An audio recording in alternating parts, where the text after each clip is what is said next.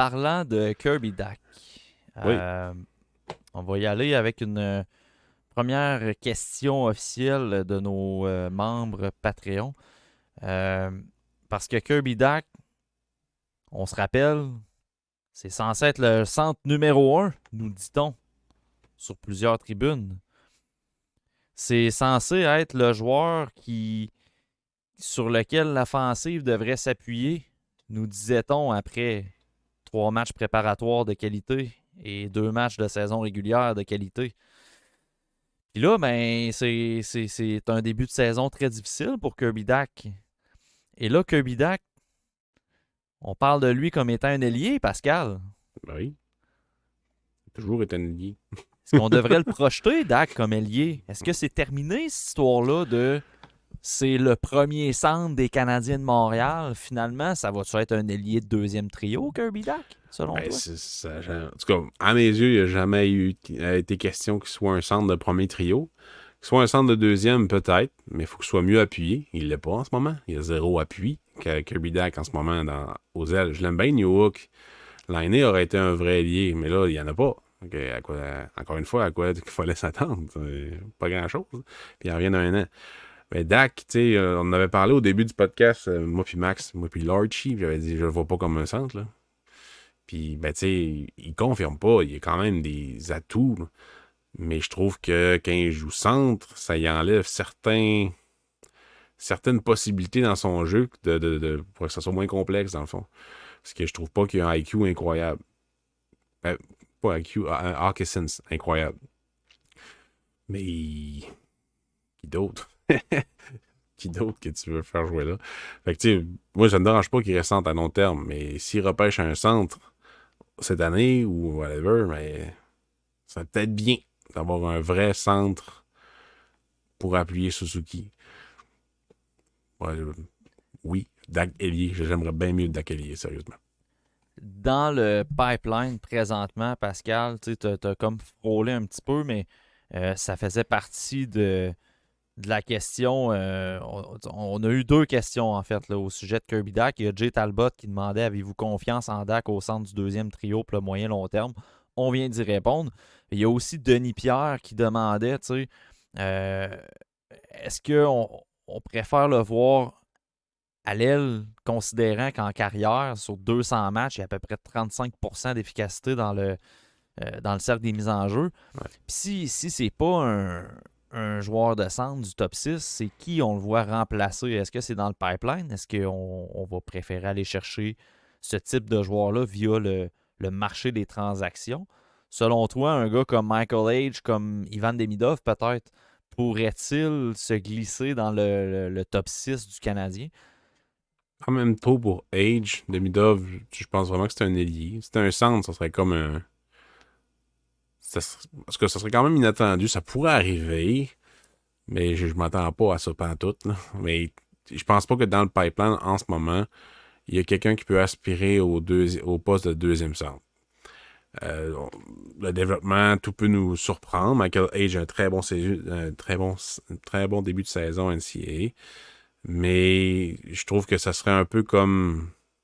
En tout cas, je le projette pas nécessairement comme un centre top 6. Si ça arrive, tant mieux, sérieusement. Mais en ce moment, j'ai de la misère à le mettre là. Kirby Dak, il est comme là un peu par défaut. Moi, je le vois plus comme ailier, mais c'est probablement lui qu'ils vont choisir. Mais c'est ça. Je pense pas que c'est à l'interne la réponse. En ce moment. Ouais, puis on va d'ailleurs y revenir sur le début de saison de Michael Age plus tard dans l'épisode. Euh, Autre question concernant les Canadiens. C'est Jay Talbot encore qui nous pose cette question-là. Merci, merci Jay, merci aux membres Patreon de vos questions encore une fois. C'est Mhm. vraiment des bons sujets que vous avez amenés. Euh, Qu'est-ce qu'on pense de l'idée de jouer avec 7 défenseurs et faire une rotation des ailiers à l'avant? Euh, D'avoir genre un 7e défenseur spécialiste du powerplay en zone défensive, un gars, mettons, de rôle que tu peux placer de temps en temps, euh, plutôt que d'avoir un ailier de 4e trio. Qu'est-ce que tu penses de ça, Pascal, de jouer à 7 défenseurs et Moi, faire j'ai jamais, rotationner les ailiers? jamais vraiment été fan, je te dirais. Oui, ce serait bien que tous les défenseurs des Canadiens jouent, mais ça empêcherait peut-être un Heinemann ou un Kapanen de jouer en avant. Mais là, il y a tellement des blessures que je sais pas, je laisserais ça 12-6 en ce moment. Euh, je vois pas je vois pas en quoi ça amènerait quelque chose de plus, mettons, là, de faire 11-7 à l'heure actuelle. Je sais pas c'est quoi ton opinion à toi là-dessus, là. Mais à part de faire jouer le fameux Jacky qui, va, en fin de compte, va probablement se faire expulser du match à cause de quelque chose, non, je vois pas. Je comprends que, mettons, des Josh Anderson, des Yoel Armia, Brendan Gallagher, on est déçus de leur apport. C'est surtout un apport en lien avec leur salaire aussi. C'est tout le temps quelque chose d'un petit peu tannant. Là, on n'aime pas leur contrat. C'est tout. Puis c'est Pas vrai moi qu'ils qui n'ont le pas paye. c'est vrai qu'ils n'ont pas un grand apport sur la patinoire non plus. Mais il n'y a pas un défenseur présentement qui joue d'une façon à convaincre l'état-major ou les coachs de jouer à 7 défenseurs. C'est ça. Il n'y en a pas un. Puis tu sais, jouer à 7 défenseurs, c'est dans l'optique où tu veux avoir Jacky sur le banc au cas où ça brasse.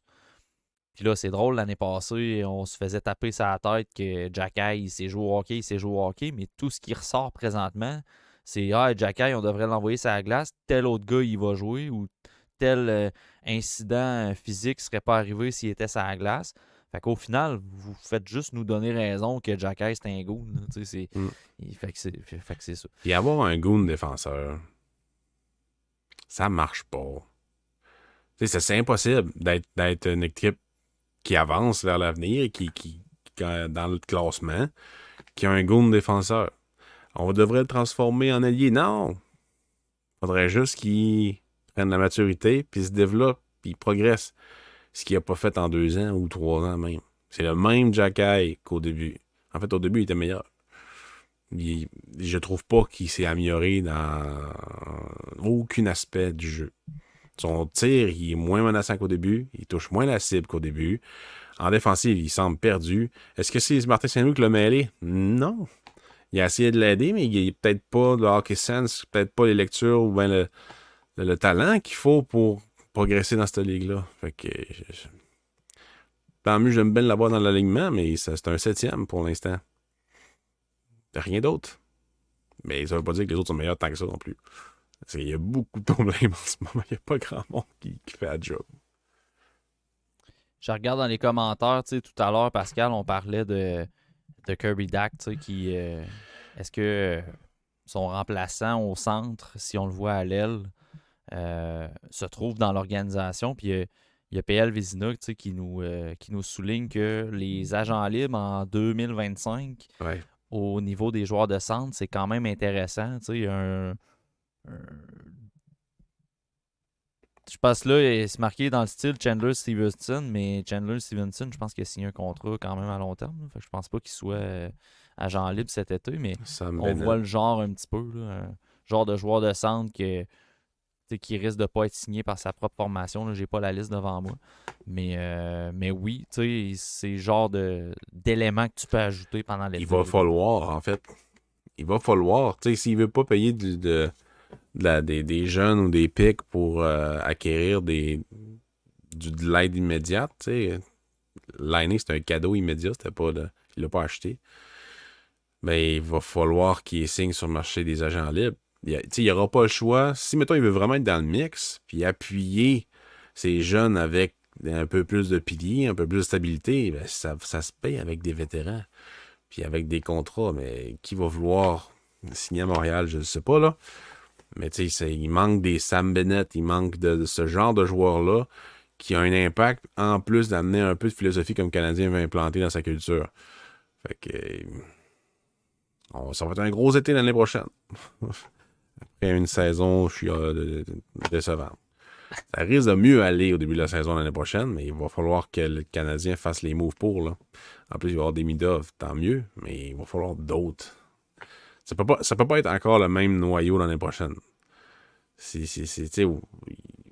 a des joueurs qui vont partir. Là. Il y a Dvorak, Evans qui leur contrat fini, même si j'espère qu'Evans va revenir. Là.